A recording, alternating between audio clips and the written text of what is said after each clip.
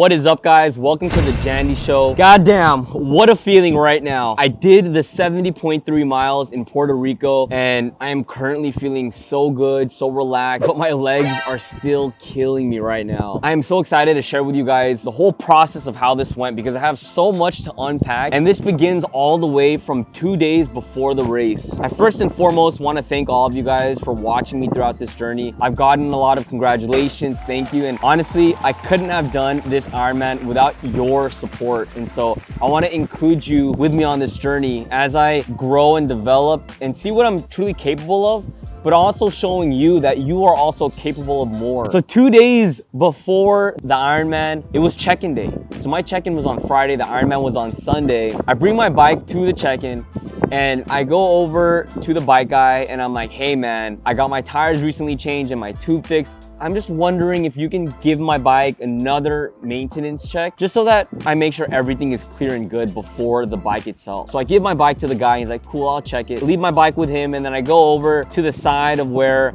I'm getting all these gels. I'm looking over like, okay, what should I be consuming during the bike ride? Because it's gonna be a 56-mile bike. And I end up meeting a good buddy of mine who became my friend. He was just going over all the gels that I should be taking every 45 minutes. And I'm like, oh, okay.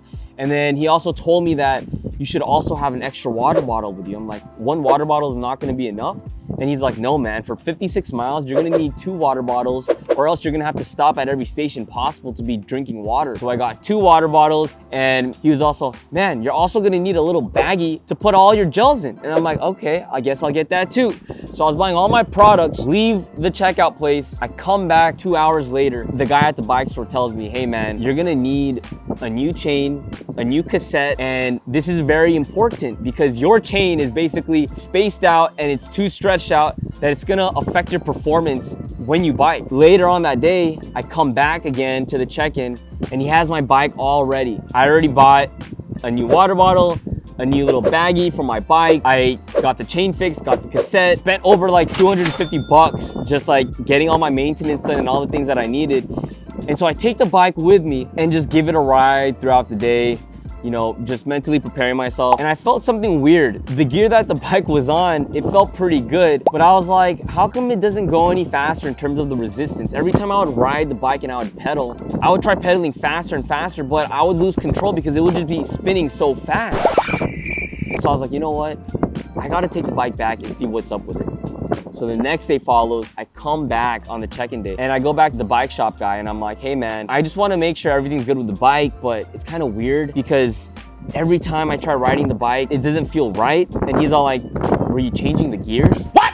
He goes right to the bike and he clicks on the knob. He's like, what's that button do? He's like, that changes the gears, whether to the smaller gear to make the bike go faster or the larger gear to make the resistance less.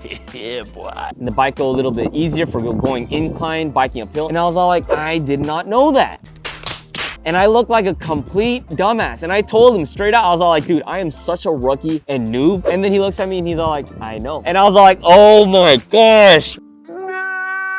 The day before the Ironman itself, I figure out that you can change and shift the gears through a specific button that I did not know of. I get all my bike situated. Following day comes on the Ironman, and now it's game day. Nice. And so I go through the swim goes pretty smooth. I swim off track a couple times, but I was able to make it.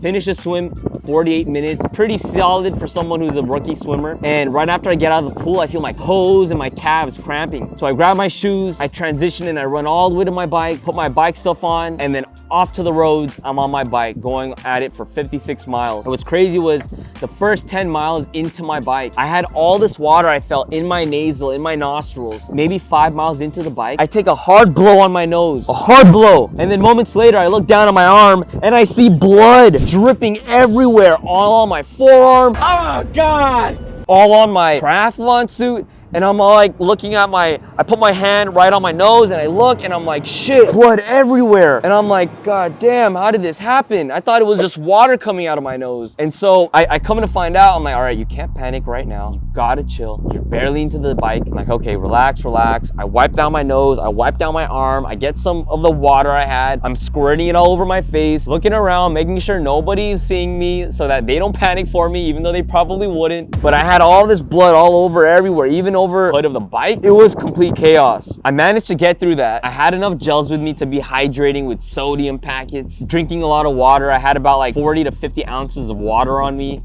It was a great experience because people were handing out water bottles to you at every aid station. They had all these aid stations where I would say every 10 to 15 miles, there would be a bunch of people holding out water bottles, holding out Gatorades, holding out protein snacks. And the coolest part ever, guys, that I need to share with you was that every time you would grab a Gatorade and then start drinking from it, you can just chuck it on the side of the road because people were picking up the trash right after you. I just had to share that because I had such a good feeling, like literally, and like feeling at peace that I'm not hurting the world because I know it's gonna be cleaned up after me. I go through the bike, and once I'm shifting gears, I start busting so fast and quickly throughout that bike. I was going so fast on that bike that I kid you not, I passed at least 30 to 40 people on my bike ride. I'm on like the last gear, the 6th gear, and I'm just blitzing through every biker. And I'm at this point, I'm telling myself, I'm like, it is not me, it is the bike itself. New cassette, new chain. The person on the bike actually knows how to shift the gears properly now. And so I'm just blitzing through all the traffic. And so I end up finishing the bike at 2 hours and 48 minutes, which was a pretty solid time for my goal time. My goal time was 3 hours at least. And I knew I thought I was gonna go over, but I got a 2:48. I basically caught up from the swim that I had. Here comes the best part, guys. So right after I arrive back to the station of where we leave our bikes, I take my shoes off and I'm already looking at the ground. I'm like, where are my running shoes? I remember I put my running shoes in a bag literally right before I swam, and I put my number right on the bag in a box where it said my number was supposed to go, because they had all these boxes before the swim of where you're supposed to put your bag or any belongings, and they said they would deliver it right back to you. So right when I get back from the bike, I'm looking all over the place. Where are my running shoes? All I see is my water shoes, and my running shoes are freaking missing. And I'm sort of panicking. I'm looking around. I'm like, okay, who do I ask? I find a worker. I asked her, I'm like, where could I have my running shoes went? I put it in a bag, in a box. She points over there. Oh, it's right over there. That's where we put all the stuff. So I run over and I find my shoes in a bag. And so I take off my shoes. I put my running shoes on, and I just go right past to the start of the run. And so what's so crazy about this run, guys, was that I have never done a hard run right after a 56-mile bike in my life. So imagine, with zero experience, how my quads, hamstrings, and adductors, my inner groin and thighs felt right after the bike itself, going on a hard 13-mile run. And so miles 1 through 4, here you go. So I put my shoes on, and I happen to see one of my friends in the race, and we basically start the run together. And as we're running, I'm already starting to feel my quads inflaming like crazy. It felt almost as if my legs were balloons and they were about to burst and pop. Literally, both of my quads felt like bricks. They felt like heavy bricks I was trying to lug around with my legs, almost as if these bricks were taped around my legs and I couldn't move. They were getting so hard that after the first mile, right when we started bombing up the hill, I already knew what was coming. I was not gonna be able to run up that hill strong because my quads were so inflamed. But thank God there was so many aid stations. People handing you out Gatorade, people handing you out water, giving you ice packs, giving you bananas, giving you oranges. And we had multiple aid stations, people hosing you down while you were running. Such an amazing experience throughout the process of the run. But it was crazy how miles 1 through 4 was the greatest adversity that I ever overcame. It's not that I wanted to quit, but I knew that I was at war with myself at that moment. And that was one of my key takeaways. Every single moment that I had pain and that I was struggling, I was at war. And in that moment specifically, I knew I had to overcome these cramps. And I had to run on these cramps because every time I stopped, the cramps would creep up even more. So kid you not, my calves were cramping after the swim.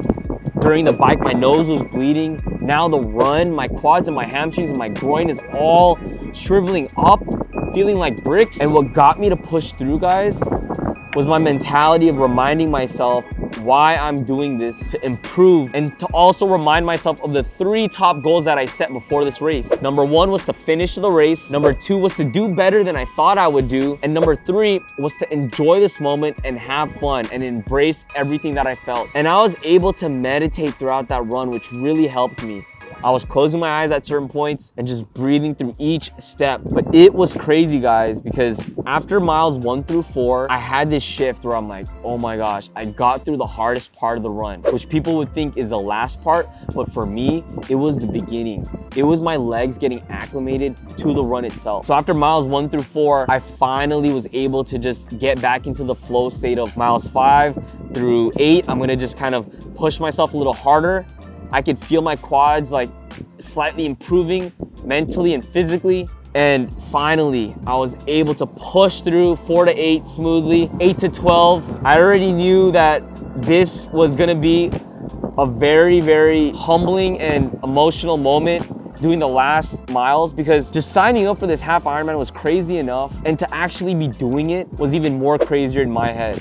But I was able to finish the finish line at the specific time that I envisioned myself finishing at. On my whiteboard, I wrote down 6:30. And when I got to the finish line and I looked at the number, it was 6:30 and like 30 seconds. And that's when I realized, I was like, there is no freaking way that's the numbers that I see right now on the clock, because that's exactly what I manifested. And that's how I knew God was talking to me in some sort of language. When I saw the clock, I bolted and I sprinted past the finish line to make sure that I hit that 6:30. And then right after I did, I busted out 10 hard push-ups. What a moment I had. Learning the lessons that you are at war with yourself every single day. I knew that at that point, towards the end of my run, on the last steps, I was thinking about how this is just the beginning, how this is not the end to anything. This is just the beginning to unleashing more potential, unleashing more opportunities, and increasing my stamina, my mental stamina and endurance for more opportunities in my life. And I'm so happy that I can share all of this with you guys. And the top 3 things that I've learned have been, you are at war with yourself every single day. And it's all about armoring yourself to become a relentless warrior. A little bit of stuff that I've taken from David Goggins and applied to myself. If you guys don't know David Goggins, he's the author of Can't Hurt Me, the most relentless savage that I know. Look him up and he will motivate you and inspire you. Number 2, never think about the end.